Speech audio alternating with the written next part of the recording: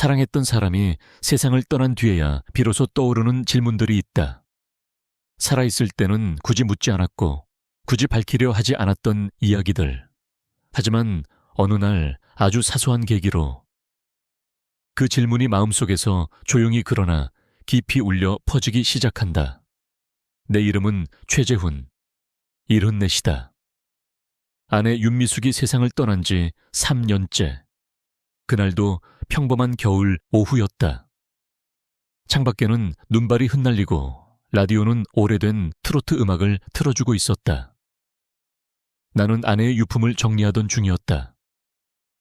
결혼 후 줄곧 손도 대지 않았던 낡은 여행 가방 하나가 눈에 들어왔다. 그 안에는 편지들 손수건 오래된 티켓들, 그리고 한 장의 사진이 있었다. 사진 속 그녀는 젊고 아름다웠다. 하지만 내 눈을 사로잡은 건 그녀의 표정도 옷차림도 아니었다. 그녀가 품에 안고 있는 한 남자. 그 남자는 내가 알지 못하는 사람이었다. 내 아내는 미소 짓고 있었다. 부드럽고 따뜻한 미소. 그 미소를 향해 그 남자도 환하게 웃고 있었다.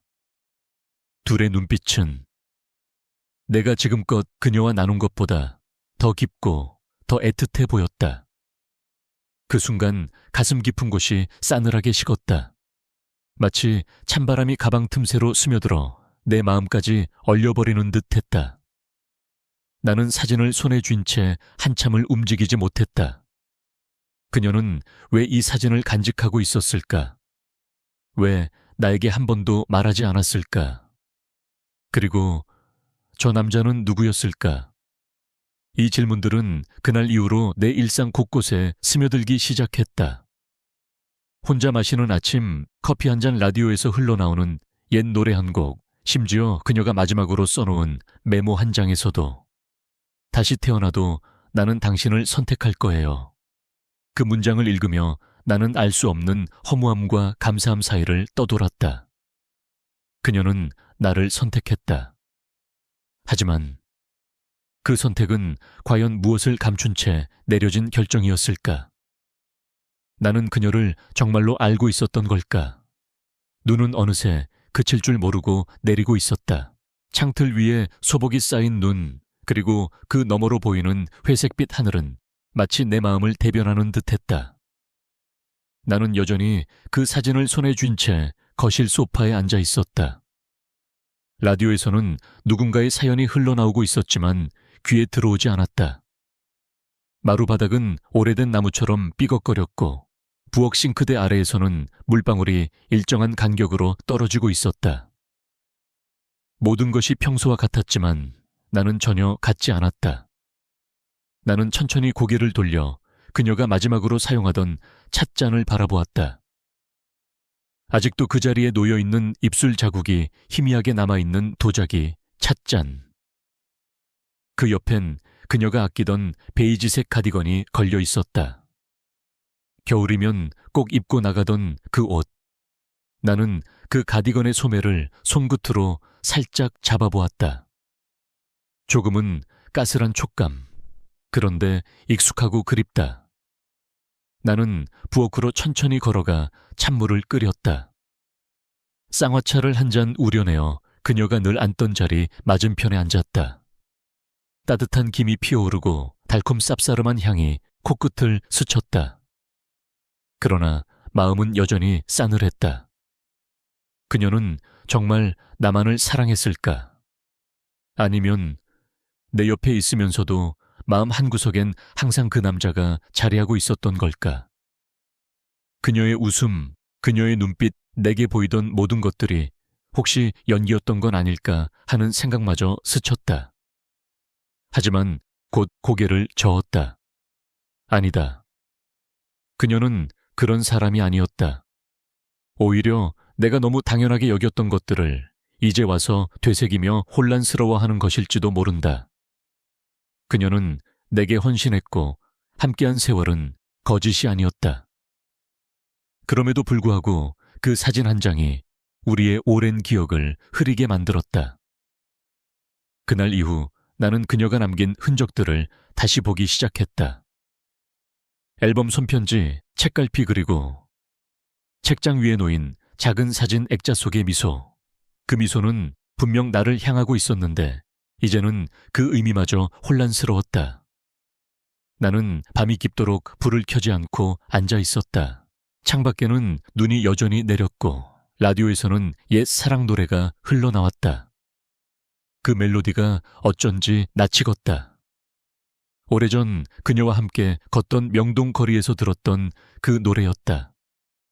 그날 그녀가 내 손을 꼭 잡으며 말했었다. 이 노래 참 좋아. 가사처럼 우리도 오래도록 함께하자. 그 기억에 이르면 마음 한구석이 또다시 먹먹해진다.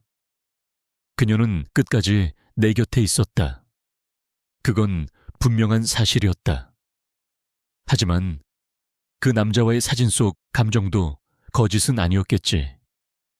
내가 모르는 이야기, 그녀의 지난날, 그리고 내 기억 밖의 진실. 이제 나는 그 퍼즐을 맞춰야 했다. 비로소 진짜 그녀를 이해하기 위해서라도. 다음 날 아침 눈은 그쳤지만 하늘은 여전히 무거웠다. 나는 이른 시간에 눈을 떴다. 요즘 들어 아침잠이 줄어들었다. 침대맡엔 그녀가 생전에 좋아하던 책이 그대로 놓여 있었다. 책 사이에는 그녀의 송글씨로 적힌 작은 쪽지가 삐죽이 나와 있었다. 첫눈 오는 날 따뜻한 칼국수 먹고 싶다. 그녀는 겨울이면 늘 명동의 작은 칼국수집을 그리워했다. 그곳은 우리가 젊은 시절 자주 가던 곳이었고 그녀는 그곳에서 나를 처음으로 오빠라고 불렀다. 나는 창가에 앉아 그곳을 떠올렸다. 좁은 골목김이 모락모락 나는 주방, 그리고 김치 냄새와 함께 퍼지던 멸치 육수 향기. 그녀는 늘 뜨거운 국물을 조심조심 불어 마셨고 가끔은 흘린 국물을 닦아주며 웃곤 했다. 그 기억 속의 명동은 언제나 따뜻하고 밝았다. 그러나 지금 그곳을 떠올리는 마음은 어딘가 저릿하고 서늘했다. 나는 작은 라디오를 켰다. 채널을 돌리다 우연히 들려온 트로트 음악. 가수는 이미 세상을 떠났지만 목소리는 여전히 생생했다. 그 노래를 들을 때마다 그녀는 식탁에 팔을 꿰고 따라 불렀다. 당신도 이 노래 기억나죠? 그녀는 그렇게 말하곤 했다. 나는 대답 대신 그녀의 얼굴을 오래도록 바라보곤 했다. 지금 그 목소리는 라디오 너머로 흐릿하게 울리고 있었다. 그 곡이 끝나자 DJ는 조용히 말했다. 어떤 기억은 계절을 지나도 여전히 그 자리에 머무릅니다. 나는 고개를 끄덕였다. 그래, 그런 기억들이 있다. 시간이 지나도 잊히지 않고 오히려 시간이 흐를수록 더 선명해지는. 그때 부엌에서 찻주전자에 끓는 소리가 들려왔다. 나는 조용히 일어나 찻잔을 꺼냈다. 그녀가 가장 좋아하던 영알색 찻잔. 잔에 차를 따르고 천천히 향을 맡았다. 달콤한 계피 향기 속에 그녀의 미소가 어른거렸다. 바로 그 순간 창밖에서 참새 한 마리가 푸드덕 날아올랐다. 그녀는 참새를 좋아했다. 작고 소란스럽고 늘 무리를 지어다니는 그 새를 보면 자신과 닮았다고 웃곤 했다. 나는 혼자 못 사는 사람이에요. 그녀는 그렇게 말하곤 했다. 하지만 그녀는 나보다 먼저 떠났다. 그녀는 혼자 남겨지기 싫다고 했지만 결국 나 혼자 남겨졌다. 나는 사진을 다시 꺼내들었다. 그리고 작은 한숨을 내쉬었다. 그녀의 미소는 여전히 따뜻했고 그 남자의 눈빛도 다정했다. 그 사진 속 풍경은 아마도 캠퍼스 어딘가였을 것이다. 젊은 그들의 표정엔 아무런 거리낌이 없었다. 진심이 담긴 웃음, 그 어떤 설명도 필요 없는 순간이었다. 나는 그 장면을 멍하니 바라보며 속삭였다. 당신은 어떤 마음으로 이 사진을 간직했던 걸까? 그 물음이 내 안에서 천천히 울리며 하루의 시작을 조용히 흔들고 있었다. 사진 속 그 남자의 얼굴이 머릿속을 떠나지 않았다. 어디선가 본 것 같기도 하고 전혀 모르는 사람 같기도 했다. 나는 결국 사진을 다시 서랍에 넣고 대신 기억 속으로 발걸음을 옮겼다. 그녀와 처음 만났던 그 시절, 우리가 젊고 풋풋했던 그 시절로.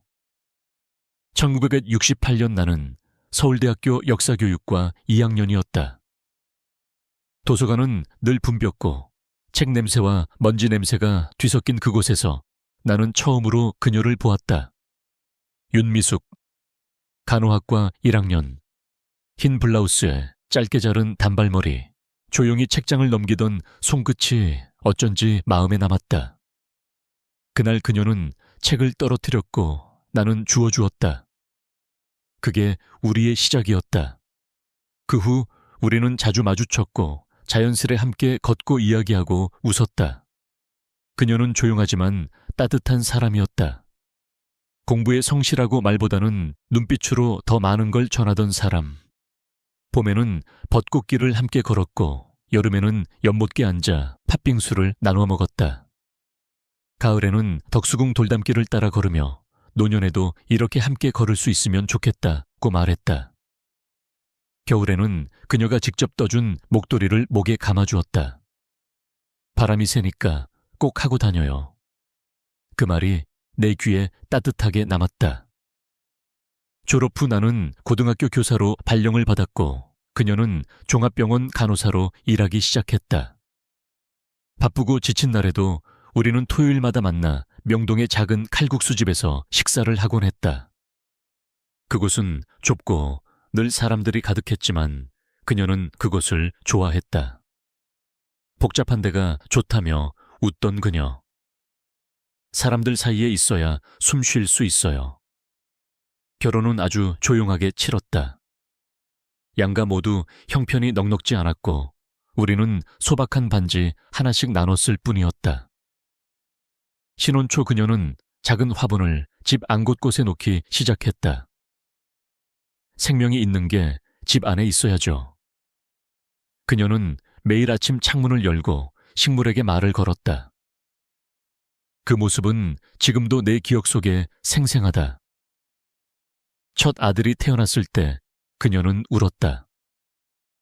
이 작은 생명이 우리를 진짜 가족으로 만들어줬네요. 그녀는 육아에 헌신했고 나는 틈틈이 글을 썼다. 그녀는 내가 쓴 짧은 수필들을 스크랩북에 모아두곤 했다. 그 시절은 정말 조용하고 평화로웠다. 크게 웃거나 화려하지 않아도 매일이 안정감 있었고 서로에 대한 믿음이 있었다. 하지만 지금 생각해보면 그녀는 가끔 멍하니 먼 곳을 바라보곤 했다. 창밖을 오래 바라보거나 라디오에서 옛 노래가 나오면 말을 멈추기도 했다. 그때는 몰랐지만 아마도 그녀는 어떤 기억을 떠올리고 있었던 걸까. 지금 와서야 나는 그 고요한 순간들 속에 담긴 숨은 감정을 다시 되새기고 있다. 결혼 후 몇 해가 지난 어느 겨울 나는 서랍 깊숙이 넣어둔 옛 책 한 권을 꺼내보았다. 제목은 그녀가 대학 시절 자주 읽던 시집이었다. 그녀가 병원 야간 근무를 나간 밤 그 시집을 펼치다가 나는 그 사이에 끼워져 있던 작은 메모지를 발견했다. 짧은 문장이 연필로 쓰여 있었다. 그날 그 사람의 눈빛을 나는 아직도 기억한다. 그 문장은 나를 멈칫하게 했다.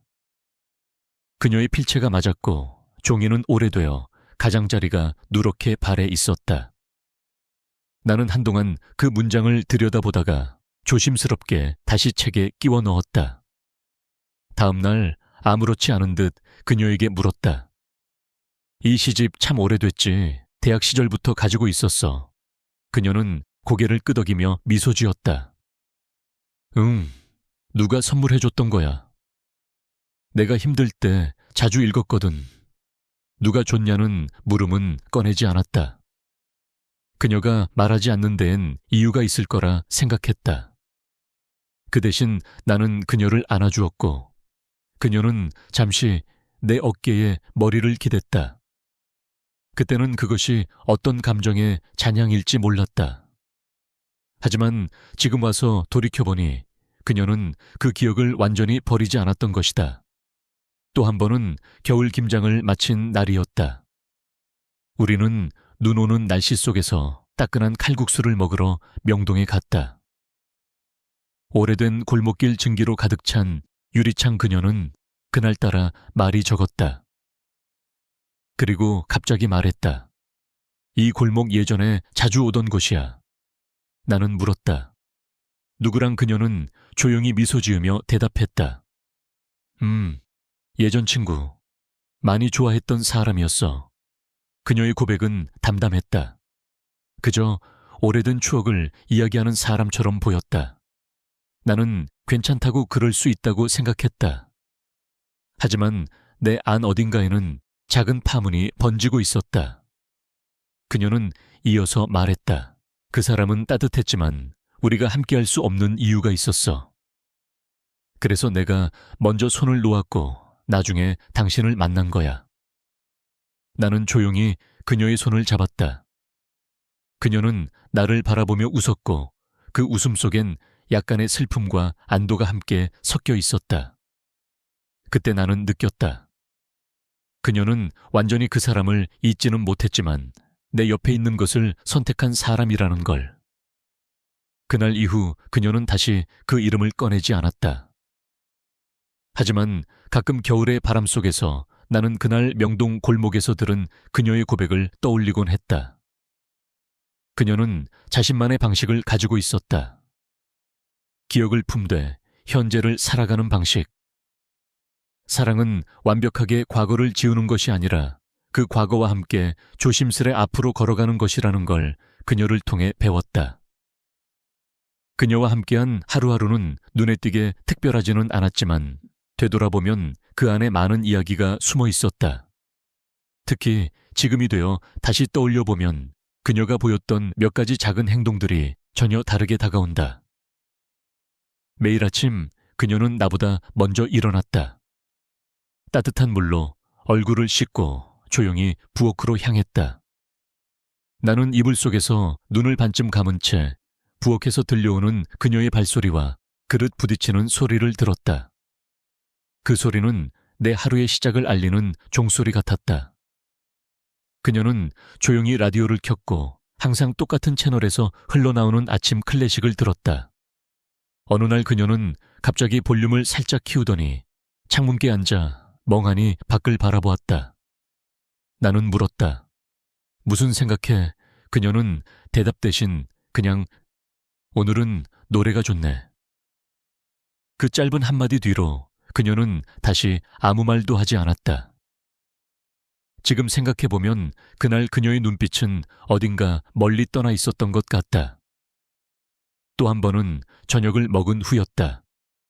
나는 소파에 앉아 신문을 펼쳤고 그녀는 탁자 위에 조용히 앨범 하나를 올려놓았다. 이거 오래됐지. 그녀는 그중 한 장을 꺼내 들고는 잠시 미소를 지으며 바라보다가 다시 앨범에 넣었다. 나는 무심코 물었다. 그때 참 젊었네. 그치 그녀는 고개를 끄덕이며 말했다. 그땐 모든 게 더 선명했어. 그리고는 조용히 방으로 들어가 버렸다. 나는 혼자 남겨진 탁자 위의 앨범을 바라보며 어쩐지 알 수 없는 쓸쓸함을 느꼈다. 계절이 바뀔 때면 그녀는 집안 곳곳을 조금씩 바꿨다. 커튼색 테이블보 화분의 위치. 그녀는 말하곤 했다. 공간도 숨을 쉬게 해줘야 해. 하지만 가끔 그녀가 그렇게 집안을 바꿔놓을 때마다 무언가를 지우려는 듯한 느낌이 들었다. 새로움보다 묵은 감정을 정리하고 싶은 듯한. 그녀는 편지를 자주 썼다. 대부분은 내가 일하러 나간 시간에 그녀만의 조용한 오후에 썼다. 나는 그런 편지들을 종종 부엌 찬장이나 책갈피 사이에서 발견했다. 내용은 별것 없었다. 오늘은 당신의 등을 바라보며 안정을 느꼈어요. 이런 날씨엔 예전 생각이 나네요. 명동에서 먹던 칼국수. 그녀는 마치 스스로에게 편지를 쓰듯 조용히 감정을 기록했다. 그녀가 나를 사랑하지 않았던 것은 아니다. 하지만 지금에 와서 떠올려 보면 그녀는 어떤 기억 하나를 자신만의 방식으로 간직하고 있었던 것 같다. 그 기억은 소리 없이 우리의 일상 속에 스며들어 있었다. 나는 그것을 눈치채지 못했고 어쩌면 그녀는 그것을 바랐는지도 모르겠다.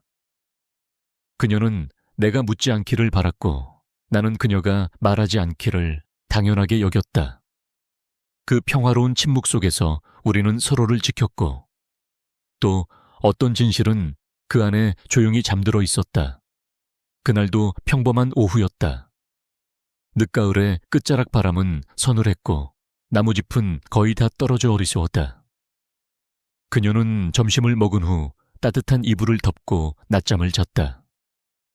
나는 조용히 그녀 옆에 앉아 책을 읽었고 라디오에서는 오래된 연주곡이 흐르고 있었다. 그리고 갑작스러웠다. 그녀가 숨을 고르듯 작게 기침을 하더니 잠시 후 조용히 눈을 감았다. 나는 처음엔 그저 피곤해서 그러는 줄 알았다.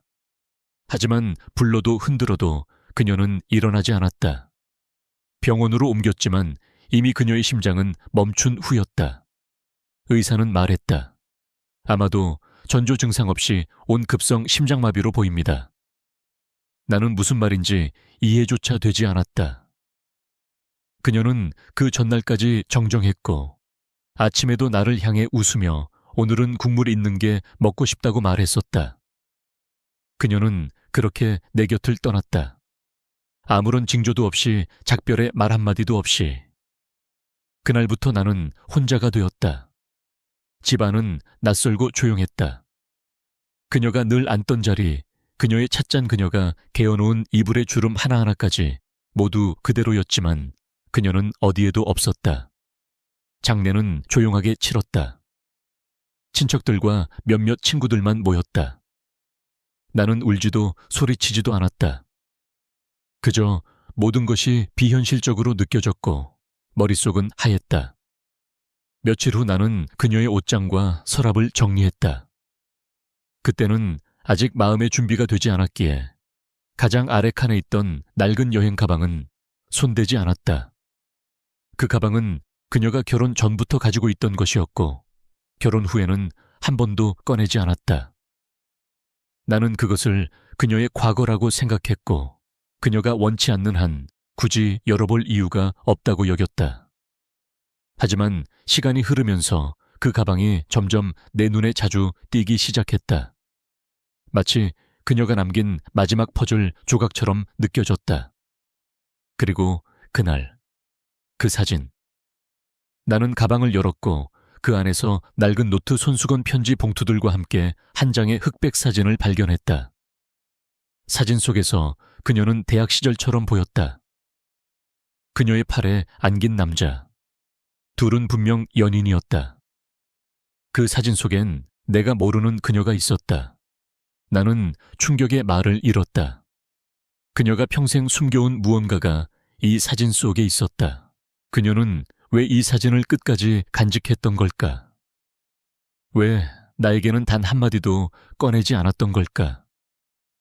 그 순간 나는 혼란스러웠다. 마치 평생 함께했던 사람이 사실은 내가 모르는 사람처럼 느껴졌다. 그녀의 삶 한켠에 내가 닿지 못한 세계가 존재했다는 사실이 나를 깊은 어둠 속으로 끌어당겼다. 사진을 발견한 그날 밤 나는 잠을 이루지 못했다. 침대에 누웠지만 눈을 감을 수가 없었다. 그녀의 얼굴이 떠오르고 그 사진 속 남자의 눈빛이 따라왔다. 나는 묻고 싶었다. 당신은 왜 내게 이 이야기를 하지 않았나요? 그 사람은 누구였고 왜 아직도 당신의 가방 속에 있었나요? 하지만 그녀는 대답할 수 없었다. 그녀는 이미 이 세상 사람이 아니었다. 그녀의 기억만이 남아 있었다. 그리고 그 기억은 이제 나를 불편하게 만들고 있었다. 어쩌면 질투였을지도 모른다. 어쩌면 배신감이었을지도. 하지만 그보다 더 큰 것은 모르고 있었다는 사실 자체였다. 우리는 반세기 가까운 세월을 함께 보냈다. 같이 밥을 먹고 함께 잠들고 기뻐하고 슬퍼하고 늙어갔다. 그런데도 그녀의 마음 한켠에 내가 닿지 못한 공간이 존재했다는 것이 가슴을 먹먹하게 만들었다. 나는 책상에 앉아 사진을 조심스레 다시 들여다보았다. 그녀는 웃고 있었다. 그 웃음은 내게도 보여줬던 표정이었다. 하지만 어쩐지 조금 다르게 느껴졌다. 더 자유롭고, 더 젊고, 더 애틋했다. 사진 속의 남자, 그의 얼굴은 어딘가 낯익었다. 기억 속 어렴풋한 이미지가 떠올랐다. 대학 시절 함께 수업을 듣고 술잔을 기울이며 미래를 이야기하던 친구. 설마 나는 머리를 세게 흔들었다. 그럴 리 없다고, 아무런 근거 없는 상상이라고. 하지만 마음속 어딘가에서는 조용히 그러나 확고하게 한 이름이 떠올랐다. 민우. 그 시절 가장 가까웠고 어느 날 갑자기 아무런 말도 없이 연락이 끊겼던 친구. 그녀와 민우, 나는 한 번도 의심하지 않았다. 그들은 한두 번 인사 정도 했을 뿐이라고 생각했었다. 하지만 이제 그 모든 기억이 흔들리기 시작했다. 나는 그녀의 사진과 편지들, 그리고 오래전 그녀가 남긴 노트 한 권을 꺼내 펼쳐보았다. 그 안에는 이름은 없었지만 분명한 감정이 남아 있었다. 그 사람은 나를 이해해줬다. 나는 그 사람 앞에서 숨지 않아도 됐다. 그 문장을 읽는 순간 마치 심장이 한번 크게 내려앉는 듯한 느낌이었다. 나는 의자에 몸을 기대고 눈을 감았다. 그녀의 고백이었고 동시에 침묵이기도 했다. 그녀는 나를 선택했지만 과거의 감정은 완전히 지우지 않았던 것이다. 그 밤 나는 오랜 시간 창밖을 바라보았다. 거리는 고요했고 가로등 불빛이 마당의 낙엽을 비추고 있었다. 한참을 그렇게 앉아 있다가 나는 그녀의 마지막 메모를 다시 떠올렸다. 다시 태어나도 나는 당신을 선택할 거예요. 그 문장은 이제 다르게 들렸다. 그녀는 선택했다. 모든 것을 알고도 모든 것을 품고도 나와의 삶을 선택했다. 그리고 나는 그 선택의 무게를 이제야 조금 이해하게 된 것 같았다. 그 사진을 본 이후로 나는 조금씩 변해갔다. 밖으로 나가는 일이 줄었고 아침마다 하던 산책도 끊었다. 동네 사람들이 내가 아내를 잃고 힘들어한다고 생각했겠지만 사실은 그보다 더 깊은 곳에서 오는 혼란 때문이었다. 내 일상은 흐릿해졌다. 어느 날이 무슨 요일인지 헷갈릴 만큼 시간은 느리게 그리고 무의미하게 흘러갔다. 식탁 위에는 늘 혼자 먹다 남긴 반찬이 놓여 있었고 차려놓은 밥은 미지근하게 식어갔다. 예전엔 그녀가 쓰던 찻잔에 따뜻한 차를 따라 마시곤 했지만 이젠 그 잔조차 꺼내지 않게 되었다. 그 찻잔을 마주하는 것이 어쩐지 미안하고 괴로웠다. 그녀의 비밀을 알게 된 이상 그 따뜻했던 기억들이 조금씩 빛을 잃는 것 같았기 때문이다. 나는 거울을 자주 들여다보게 되었다. 예전엔 얼굴의 주름이 그냥 세월의 흔적이라고만 여겼지만 이제는 그 주름 하나하나가 내가 놓치고 지나온 시간들을 말해주는 것 같았다. 나는 과연 그녀의 진심을 얼마나 들여다보려 했던가. 그녀의 마음 깊은 곳까지 닿기 위해 나는 어떤 노력을 했던가. 아이들과도 거리를 두었다. 가끔 걸려오는 전화에도 말수가 줄었고 괜찮다는 대답만 반복했다. 사실은 괜찮지 않았지만 이 감정을 어떻게 말로 풀어야 할지 몰랐다. 자칫하면 그녀를 헐뜯는 것처럼 들릴까봐 또는 내 작은 자존심이 무너질까봐. 나는 점점 말이 적어졌고 책상 앞에 앉아있는 시간만 늘어갔다. 수첩에 무작정 적어 내려가는 문장들, 정리되지 않은 문장들. 그녀에 대한 기억, 사진 속 미소 그리고 이름 없는 감정들. 어느 날 나는 창고에 들러 예전에 쓰던 사진기를 꺼냈다. 카메라에 먼지를 털고 새 필름을 넣었다. 그리고 집안의 곳곳을 찍기 시작했다. 그녀가 남긴 것들, 찻잔, 쿠션 반쯤 다른 슬리퍼 베란다의 화분들. 나는 마치 그녀의 존재를, 그녀의 시간을 사진 속에 다시 붙잡아 두고 싶은 사람처럼 셔터를 조용히 눌렀다. 그 순간들 속에서 나는 조금씩 무너져 가고 있었다. 하지만 동시에 무언가 새로운 감정이 마음 안에서 피어나는 것을 느꼈다. 아직은 이름 붙일 수 없지만 그것은 분명히 절망만은 아니었다. 시간은 흘렀지만 내 마음은 여전히 제자리에 머물러 있었다. 그녀가 떠난 빈자리는 단순한 부재가 아니었다. 그것은 내 삶을 이루던 중심의 무너짐이었고 나는 그 무너진 틈에 그대로 주저앉아 있었다. 하루의 대부분은 침묵 속에서 흘렀다. 말을 걸어줄 사람도 이야기를 나눌 사람도 없었다. 그녀가 떠난 이후 집안엔 라디오조차 꺼진 시간이 많아졌다. 고요함은 처음엔 낯설었지만 이제는 익숙한 동반자가 되었다. 나는 점점 더 안으로만 숨어들었다. 전화벨이 울리면 일부러 받지 않았다. 문 앞에 놓인 신문을 며칠씩 방치해 두기도 했다.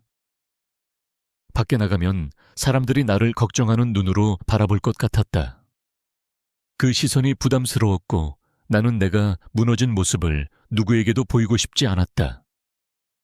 밤이 되면 더 깊은 외로움이 찾아왔다. 그녀와 함께 자던 침대는 너무 넓었고 베개 옆이 이상하게 차가웠다. 불을 끄면 천장이 내려앉는 것처럼 느껴져 나는 자주 거실 소파에서 잠들었다.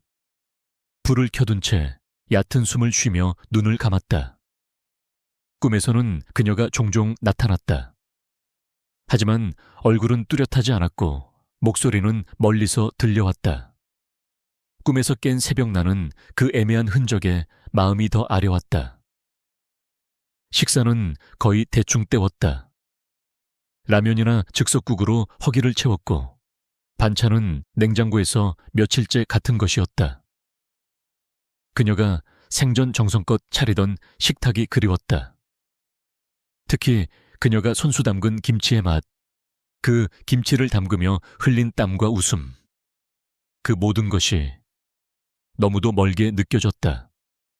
나는 스스로가 점점 흐려지는 기분이 들었다. 거울 속의 나를 보며 묻곤 했다. 이 사람이 정말 그녀와 50년을 함께한 남편이 맞을까? 나는 과연 그녀에게 어떤 존재였을까? 답은 없었다. 내 안에 쌓이는 건 오직 질문뿐이었다. 그리고 그 질문들이 만들어낸 무게는 하루하루를 더디고 무겁게 만들었다. 어느 저녁 창밖을 바라보다 나는 문득 중얼거렸다. 그녀가 그 사람을 더 사랑했을지도 몰라. 그 말이 입 밖으로 나오는 순간 눈물이 뺨을 타고 흘렀다.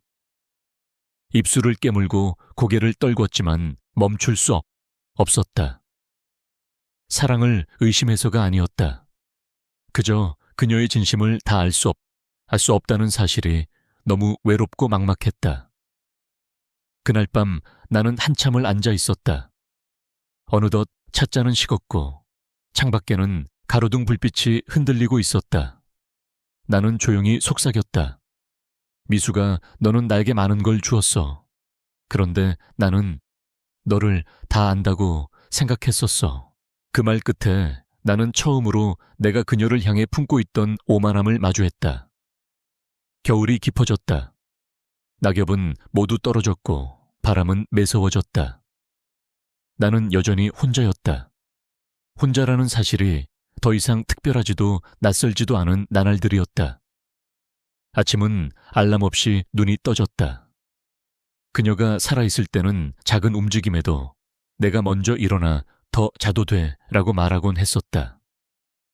지금은 아무도 깨우지 않고 아무도 곁에 없다. 일어나면 가장 먼저 하는 일은 라디오를 켜는 것이었다. 무언가 소리가 필요했다. 그래야 집이 조금 덜 비어 보였다. 하지만 라디오에서 흘러나오는 진행자의 밝은 목소리는 오히려 내 마음과는 점점 더 멀게만 느껴졌다.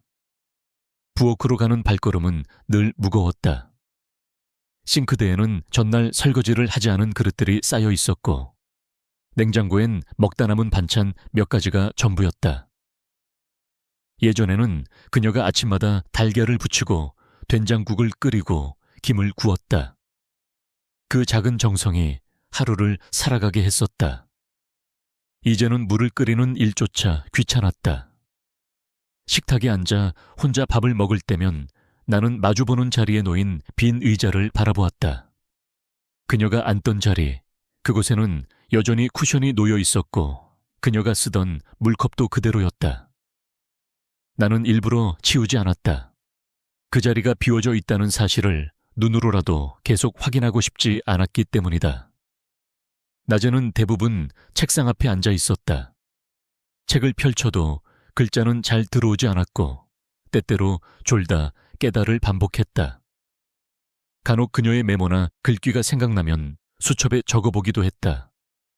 하지만 아무리 적어도 그녀가 남긴 말들을 다 옮길 수는 없었다. 그녀는 살아있을 때조차 말보다는 눈빛 손끝 움직임으로 더 많은 걸 전하던 사람이었으니까. 오후가 되면 라디오를 끄고 창문을 열었다. 바깥 공기는 차고 고요했다. 동네 아이들이 뛰노는 소리, 가끔 들리는 택배기사의 초인종 소리, 그 모든 일상적인 소리들이 내 일상과는 상관없는 세계처럼 느껴졌다. 밤이 오면 다시 불을 밝히고 작은 정이난로를 켰다. 그녀가 생전 좋아하던 무릎 담요를 무릎 위에 펼치고 소파에 앉아 멍하니 천장을 바라봤다. 그녀가 떠난 이후로 하루는 특별한 일 없이 그렇게 흘러갔다. 매일이 같았고 매일이 다르지 않았다. 달라지는 건 날씨뿐이었다. 그조차도 이젠 나에게 큰 의미가 되지 않았다. 가끔은 내 마음속에도 질문이 생겼다. 나는 이대로 살아도 괜찮은 걸까? 그녀는 내가 이렇게 사는 걸 보고 뭐라고 할까? 하지만 대답은 들을 수 없었다.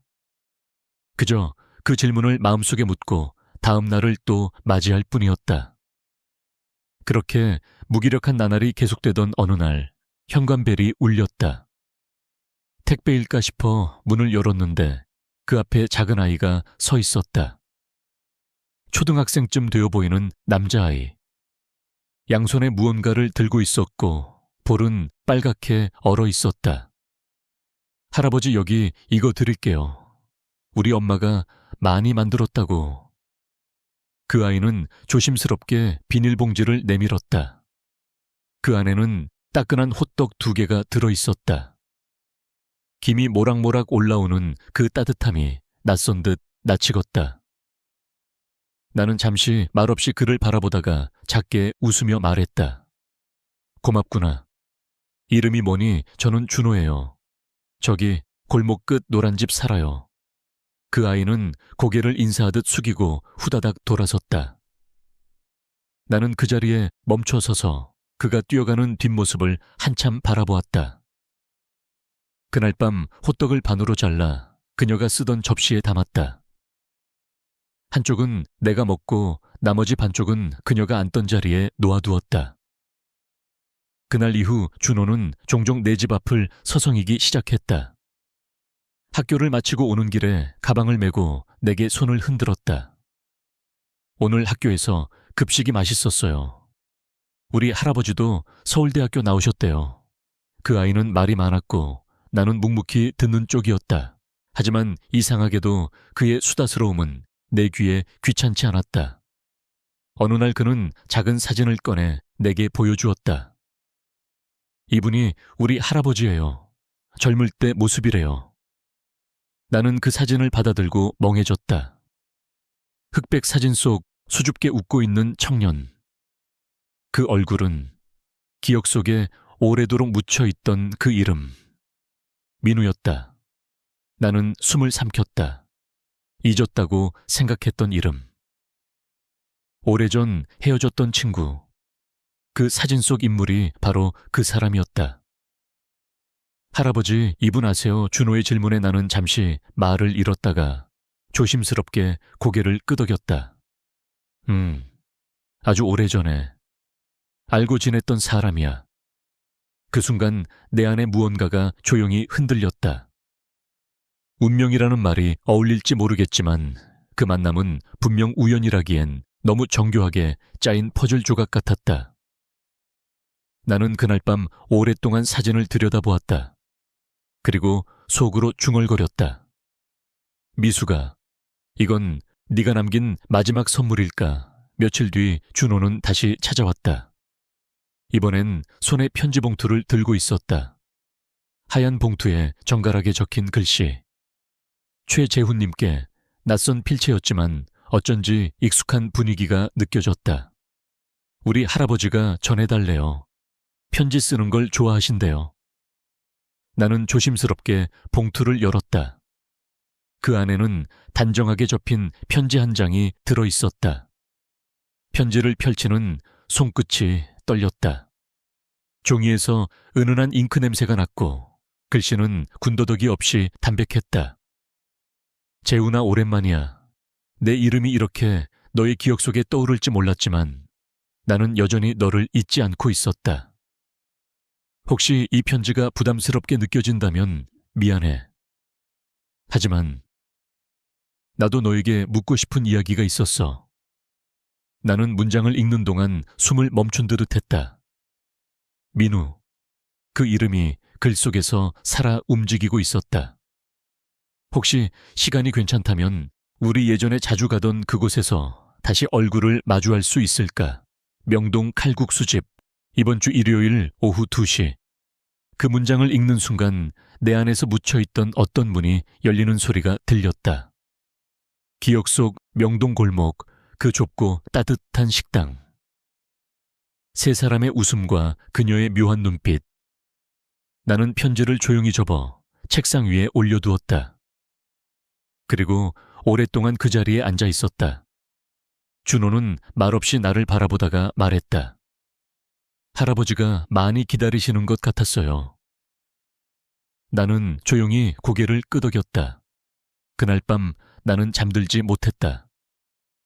오랜만에 옷장을 열어 제일 상태가 좋은 코트를 꺼냈고 그녀가 마지막으로 손질해줬던 넥타이를 조심스럽게 꺼내 목에 걸어보았다. 거울 속에 나는 낯설고도 낯익었다. 늙었지만 여전히 그 시절의 나를 품고 있었다. 그리고 문득 그녀가 자주 하던 말이 떠올랐다. 사람은 사람으로 인해 다시 살아나기도 해요. 그 말이 그날따라 이상하게 따뜻하게 느껴졌다. 일요일이 되었다. 날씨는 맑았지만 공기는 여전히 차가웠다. 나는 평소보다 일찍 일어났고 그녀의 손때가 묻은 코트를 꺼내 입었다. 옷깃을 여미며 문을 나서는데 가슴 깊은 곳에서 묘한 떨림이 올라왔다. 명동까지 가는 지하철 안나는 창밖을 내다보았다. 도시의 풍경은 많이 바뀌었지만 기억은 그대로였다. 그녀와 함께 팔짱을 끼고 걷던 거리 민우와 셋이 함께 웃으며 앉았던 식당. 그 모든 장면이 필름처럼 스쳐 지나갔다. 식당은 여전히 그 자리에 있었다. 간판은 조금 더 바랬고 내부 인테리어도 바뀌었지만 문을 여는 순간 익숙한 멸치 육수 냄새가 나를 반겼다. 나는 구석 창가 자리에 앉았다. 따뜻한 국물이 담긴 그릇에서 김이 천천히 피어올랐고 그 향기는 그녀가 늘 두 손으로 그릇을 감싸 쥐던 모습을 떠올리게 했다. 그리고 문이 열렸다. 한 남자가 조용히 들어왔다. 하얗게 센 머리 차분한 눈빛. 그는 나를 보자마자 천천히 미소 지었다. 재훈아, 그 짧은 인사 한마디에 세월이 녹아 있었다. 나는 일어섰고 우리는 말없이 서로를 바라보다가 가볍게 고개를 숙였다. 그것은 인사이자 어쩌면 사과였고 오랜 침묵에 대한 용서이기도 했다. 그가 내 맞은편에 앉자 우리는 조용히 칼국수를 시켰다. 말을 하지 않아도 공기는 이상하게 따뜻했다. 이 자리가 어쩌면 그녀가 바랐던 장면일지도 모른다고 나는 생각했다. 우리 둘이 이 자리에서 더 이상 숨기지 않고 마주 앉기를. 그 순간 나는 조금 달라졌다. 그리고 어렴풋이 느꼈다. 이 만남이 내 안에 무언가를 바꾸기 시작할 거라는 걸. 그날 이후 내 일상은 조금씩 달라지기 시작했다. 변화는 크지 않았지만 그 변화를 만들어내는 마음은 분명히 달라져 있었다. 나는 다시 아침 산책을 시작했다. 예전처럼 멀리 걷지는 못했지만 근처 공원을 한 바퀴 도는 것만으로도 가슴속에 쌓인 무거움이 조금씩 가벼워졌다. 낙엽을 밟는 소리, 참새들의 짹짹거린 바람에 흩날리는 마른 나뭇가지 소리. 그 모든 것이 나를 현실로 붙잡아주는 듯했다. 집에 돌아오면 라디오를 켰다. 이전과 달리 나는 DJ의 목소리를 귀 기울여 듣고 흘러나오는 음악에 따라 고개를 끄덕이기도 했다. 그녀와 함께 들었던 곡이 나올 때면 눈시울이 뜨거워졌지만 그 눈물이 더 이상 쓰라리기만 하지는 않았다. 나는 책상에 앉아 그녀에 대한 글을 써보기로 했다. 처음에는 짧은 문장으로 시작했다. 그녀는 매일 아침 창문을 열고 참새에게 인사를 건넸다. 그녀는 눈 오는 날 칼국수를 유난히 좋아했다.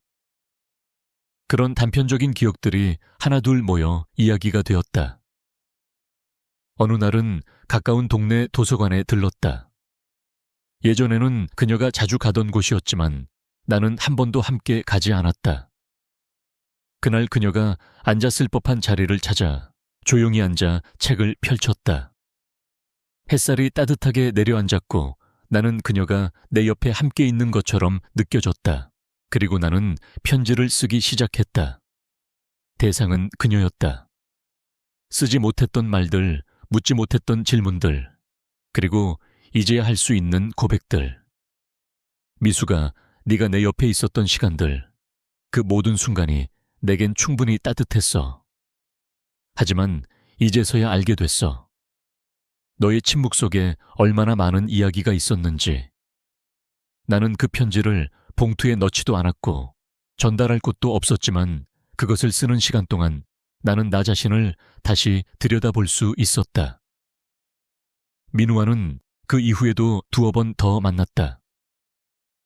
우리는 서로의 삶을 이야기했고 그녀에 대한 기억을 조심스럽게 꺼내놓았다. 그는 말했다. 그녀는 너와 함께한 삶을 후회하지 않았을 거야. 오히려 고마워했을 거야. 나는 고개를 끄덕이며 조용히 웃었다. 그 말을 듣는 순간 마음 깊은 곳, 어딘가에서 묵은 바람 하나가 빠져나가는 듯한 기분이 들었다. 무언가를 다시 시작한다는 것은 항상 두려움과 함께 온다. 특히 나처럼 긴 시간을 한 사람 곁에서 살아왔고 그 사람을 잃은 후 깊은 어둠 속을 걸었던 사람에게는 그 시작이 더 조심스럽고 더 느렸다. 하지만 나는 알 수 있었다. 내 안에서 무엇인가가 조금씩 움직이고 있다는 걸.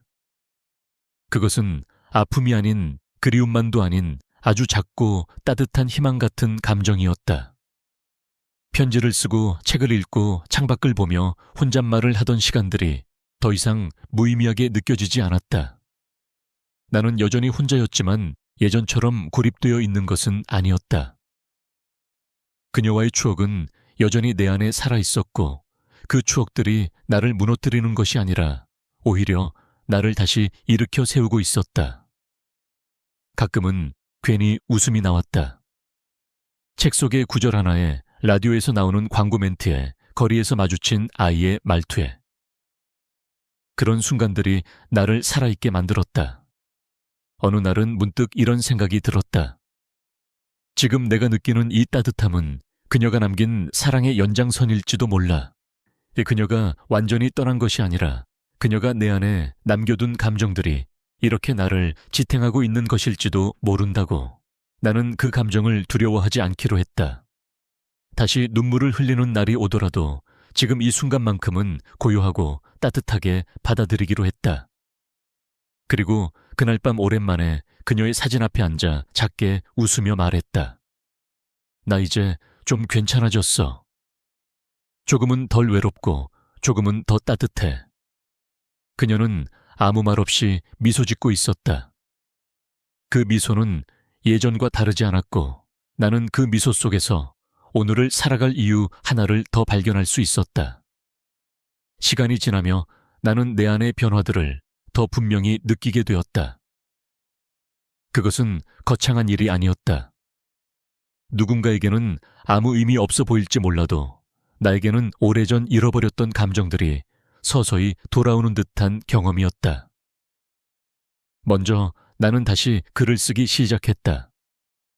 예전처럼 정식 원고를 준비하거나 누구에게 보여주기 위한 글은 아니었지만 내 안의 마음을 존기에 적어 내려가는 일이 하루하루를 견디게 해주었다. 그녀와의 추억, 그녀에게 하지 못했던 말들, 그리고 지금 나의 하루들, 그 모든 것이 한 줄 한 줄 모여 작은 노트 한 권을 채워갔다. 어느 날 동네 문화센터에서 작은 글쓰기 모임이 열린다는 소식을 들었다.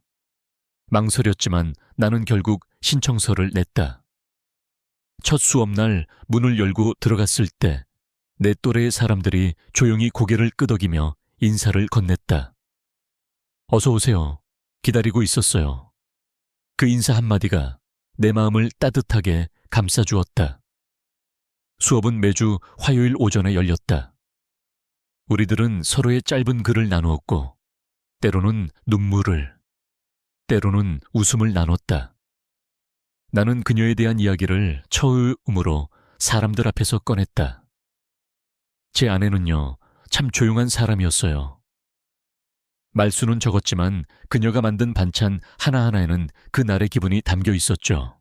말을 하면서 나는 내 목소리가 떨리는 것을 느꼈다.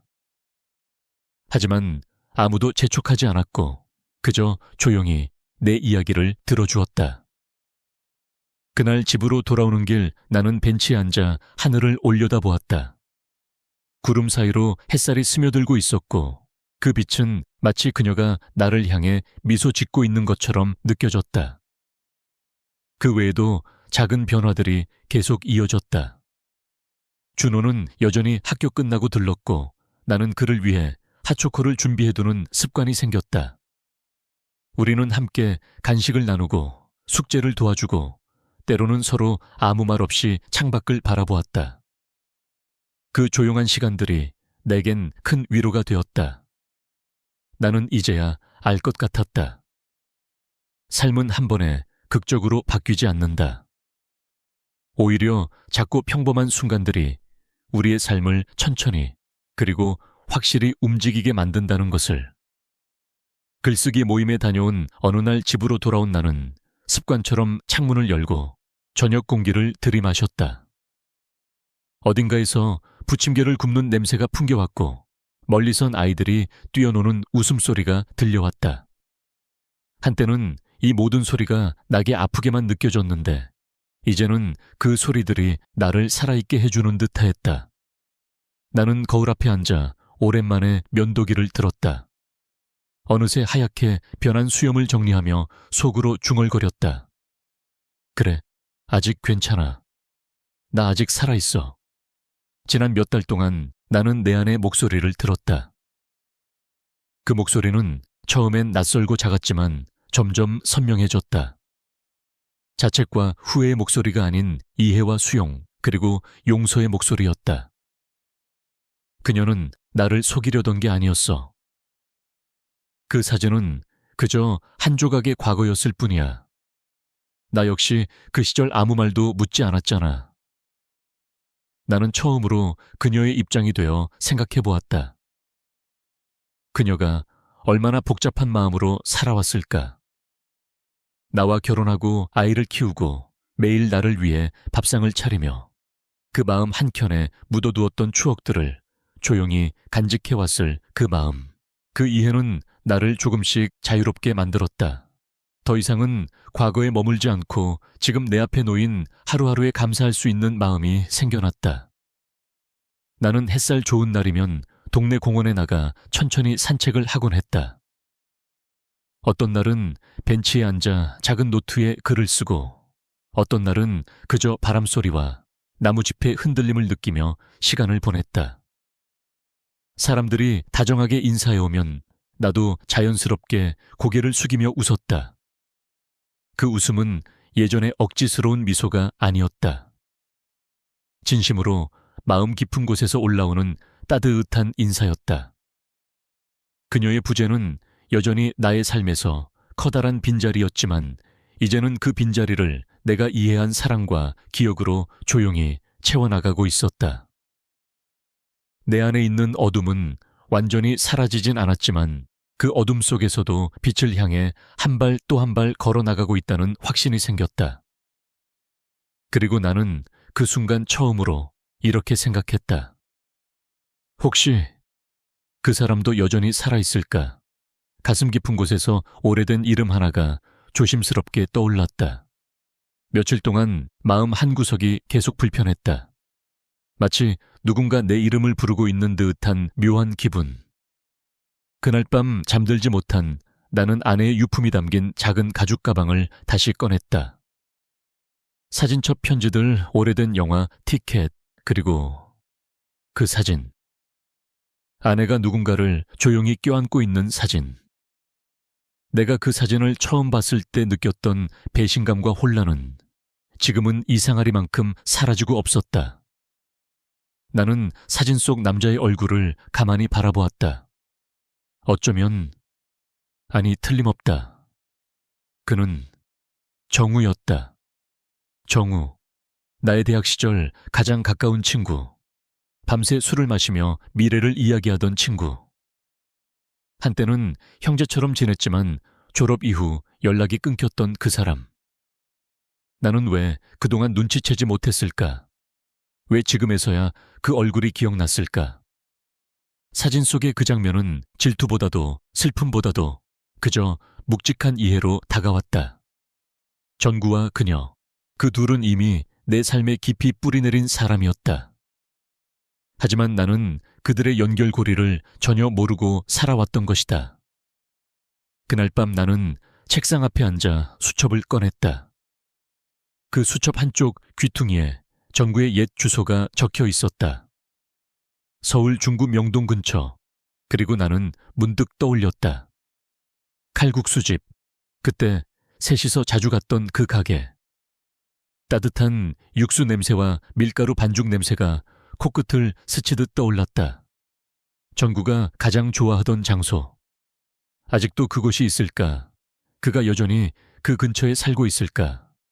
망설임 끝에 나는 천천히 그 수첩을 덮고 결심했다. 지금 가지 않으면 영영 알 수 없을지도 모른다는 생각이 들었다. 다음 날 아침 나는 명동으로 향했다. 걸음은 느렸지만 마음은 분주했다. 거리는 여전히 활기찼고 관광객들의 웃음소리가 사방에서 들려왔다. 하지만 내 귀에는 그 어떤 소리도 제대로 들어오지 않았다. 작은 골목길 끝 예전 그대로의 간판이 보였다. 진미 칼국수, 붉은색 페인트는 많이 벗겨져 있었지만 그곳은 여전히 그 자리에 있었다. 가게 문을 열고 들어서자 익숙한 밀가루 냄새와 오래된 나무 탁자의 감촉이 순식간에 나를 50년 전으로 데려갔다. 그리고 그 자리에 한 남자가 앉아 있었다. 백발이 성성하고 얼굴엔 주름이 가득했지만 나는 단번에 알 수 있었다. 전구. 내 입에서 저절로 이름이 흘러나왔다. 그는 고개를 천천히 들었다. 우리의 눈이 마주쳤다. 순간 시간은 멈춘 듯 했다. 그의 눈에서도 나를 알아보는 미묘한 떨림이 스쳤다. 한참을 말없이 바라보다가 전구가 조용히 말했다. 오랜만이야. 정말 오랜만이구나. 나는 그의 맞은편 자리에 앉았다. 손이 살짝 떨렸다. 무엇부터 말해야 할지 몰라 입을 떼는 것조차 어려웠다. 그 사진 봤어. 내가 먼저 조용히 말했다. 정구는 고개를 숙였다. 긴 침묵이 흐르고 그는 마침내 입을 열었다. 미안하다, 친구야. 그건 우리 둘 다 평생 꺼내지 못한 이야기였지. 내 심장은 천천히 조여들었다. 화가 나야 했지만 이상하게도 가슴속에서 올라오는 감정은 분노가 아닌 이해였다. 그녀가 널 사랑했던 거 이제야 알게 됐어. 하지만 그녀는 결국 날 선택했어. 정구는 조용히 미소 지었다. 그 미소 속엔 수많은 감정이 뒤섞여 있었다. 나는 그 선택을 존중했어. 그리고 그녀가 너와 함께 행복했음을 늘 바라며 살았어. 눈가가 뜨거워졌다. 나는 그저 고개를 끄덕였다. 말은 없었지만 그 순간 우리는 모든 것을 이해했다. 우리는 아무 말 없이 마주 앉아 있었다. 칼국수 한 그릇이 앞에 놓였지만 누구도 젓가락을 들지 않았다. 그저 그 공간을 공유하는 것만으로도 너무 오랜 시간이 필요했던 재회처럼 느껴졌다. 정구는 조용히 가게 벽을 바라보다가 나직이 말했다. 이 가게 그날 기억나지? 눈 오던 날. 세희랑 셋이서 여기 와서 김치 넣고 먹으며 웃었던 거. 나는 고개를 끄덕였다. 그때 그녀가 웃다가 국물을 흘렸지. 앞치마 다 묻었는데도 계속 웃더라. 그 말에 정구도 작게 웃었다. 그녀는 그렇게 자주 웃는 사람이었지. 하지만 그 웃음 뒤에 얼마나 많은 고민이 있었는지 나는 오래 지나서야 알게 되었어. 나는 눈을 감았다. 그녀의 웃음소리, 그녀가 내게 말하지 않았던 모든 것들, 그리고 그 사진 속 두 사람의 눈빛. 그녀는 너를 정말 사랑했던 것 같아. 나는 조심스럽게 말했다. 하지만 그녀는 나와 결혼했고 그 선택을 후회하지는 않았을 거야. 우린 좋은 시간이 많았으니까. 정구는 한참을 가만히 앉아 있다가 주머니에서 낡은 사진 한 장을 꺼냈다. 이건 그녀가 나에게 마지막으로 남긴 편지와 함께 있던 사진이야. 결국 보내지 못했지만 이건 네가 갖는 게 맞을 것 같아서. 그 사진 속 젊은 시절의 세희가 두 사람 사이에 서서 햇살을 등지고 웃고 있었다. 나는 그 사진을 손에 쥐고 오랫동안 바라보았다. 그리고 조용히 말했다. 정우야, 이제야 알겠어. 우리는 같은 사람을 사랑했지만 그 사랑이 우리 사이를 망가뜨리진 않았어. 오히려 그녀 덕분에 다시 만날 수 있었지. 정구는 눈가를 닦으며 고개를 끄덕였다. 그래, 그녀는 마지막까지도 우리 둘을 이어주려 했던 걸지도 몰라. 그 순간 식당 문이 열리고 찬바람이 스쳐 지나갔다. 하지만 이상하게도 내 마음은 따뜻했다. 우리는 조용히 국수를 말아 한 입씩 먹기 시작했다. 오랜 세월의 공백이 무색할 만큼 그 순간만큼은 마치 어제도 함께했던 사람들처럼 익숙한 기류가 흐르고 있었다. 전구가 먼저 입을 열었다. 세희는 항상 그랬어. 누군가가 상처받는 걸 참지 못했지. 그래서 너를 택했을 거야. 너라면 끝까지 지켜줄 수 있을 거라 믿었겠지. 나는 천천히 고개를 끄덕였다. 그녀는 내게 많은 걸 남겼어. 따뜻한 손길 깊은 눈빛, 그리고 말하지 못한 마음들. 정우는 잠시 숨을 고른 뒤 주머니에서 작은 종이 봉투 하나를 꺼냈다. 이건 그녀가 대학 졸업 전에 나에게 준 편지야. 그땐 열지 않았어. 그녀가 너와 결혼했다는 소식을 들은 후엔 그럴 용기도 이유도 없었거든. 나는 조심스럽게 그 봉투를 받았다. 떨리는 손으로 열어보니 안에는 짧은 송글씨가 적혀 있었다. 정우야, 너를 잊진 못할 거야. 하지만 나의 미래는 다른 길에 있어. 부디 행복하길. 나는 그 글을 읽으며 가슴 한켠이 따끔하게 저려왔다. 그녀가 얼마나 고민했는지, 얼마나 두 사람을 모두 소중히 여겼는지가 글씨 하나하나에 담겨 있었다. 나는 손에 쥔 편지를 조용히 접어 정구에게 다시 건넸다. 그는 고개를 젓더니 말했다. 아니야, 이건 너에게 있어야 해. 이제는 너도 나도 그녀를 함께 기억해주는 사람으로 남는 거니까. 우리는 서로를 바라보며 작게 웃었다.